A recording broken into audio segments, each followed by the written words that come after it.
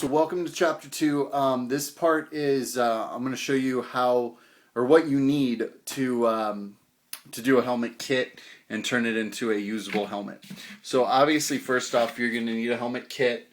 This one is Erica 101 kit. You can find him on Facebook. You can find him on Ranger Board and I think a couple other places. But you can buy his kits and they're really high quality kits, really show quality. This is, you can tell by the little holes that this is made off of a stunt cast, which means the stunt suit actors used a helmet that was, this is from the cast. This is a cast of the helmet from a stunt suit actor in Hurricaneger. So that's really cool because it's pretty much the most, it's the only way to get one that's exact. So Erica 101, he's the guy who does these. He has some that he's molded himself and whatnot. But this is a stunt for what I know. So Hurricaneger helmet kit, obviously get whichever helmet kit you plan on using. That's kind of an important part there. Other than that helmet kit, you're going to need a Dremel or a multi-tool like a Dremel. These things start off at about $23 for the super cheap ones you can get at Walmart and go up to the $200 range. In my opinion, I got a $50 one. It works perfectly fine, and I actually left it in the rain. It still works. So that's something you want to look into. You can cut these helmet kits in half without a Dremel by using like a super sharp knife, using an X-Acto knife, razor blade, something. But it's going to take freaking forever. It's going to take you like a million years, and you don't want to do that. But yes, you can do it without a Dremel or any type of power tools, per se. Speaking of power tools, you're going to need a sander. You can hand sand some stuff.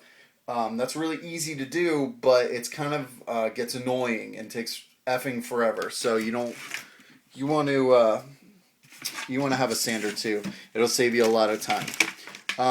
Sanding blocks, multiple different types of sanding blocks. You're going to need these too, or sandpaper. Either way, sanding blocks seem to be easier for me personally. Other than that, you're going to need a Bondo filler. This is going to fill in all the holes that you're going to have. They're going to come in the kit. And the little spot here, where is it? Let me see it. There's a little spot here where it's mended together when they put the helmet kit together. So you're going to need Bondo to fill that in. Other than that, you're going to need clasps and you're going to need a hinge. I will show you these real quick. Clasps and a hinge. The clasps, I got a 5-pack of them off eBay for like $3 from Taiwan. They took like a month to get here, but it's cheap and they seem to actually be pretty close to the ones they've used before. They're real slim and thin line as opposed to some of the ones that I've used before. This is the hinge you're going to want to use. I get this because it extends out pretty far. You can use the little square ones, but I don't think they hold on as well. At least that's my personal opinion. Okay, so those you're going to need. Underneath you may have seen a really dirty cutting board. This is what I use for mixing the Bondo. You're going to want to just get a junky cutting board, something you can scrape off of. Don't use like a table or a desk. You're going to ruin it, obviously. Don't do it on cardboard because it's going to, it might pull from the cardboard and harden up, I think. So don't do that. Other than that, you're going to need electrical tape and a cutting knife, X-Acto knife. You're going to need a scraper razor. I use this for cleaning my board, but you can use it for other things involved too. You're going to need one of these paddle gimmicks, a paint paddle per se. And these you can get in the paint department of any hardware store. They're like $1. You can probably get a multi-pack for like $2. Regardless, that you're going to need one of those. Other than that, spray paint. This is a satin of like a gold tan brown that I'm going to be putting over top of this gold to kind of unshine it down. It's kind of hard to tell the color in the camera because of the light, but it is like gold. It's like Mr. T gold. And then this is a Valspar paint and primer and one candy apple red, or classic red, I think is what they call it.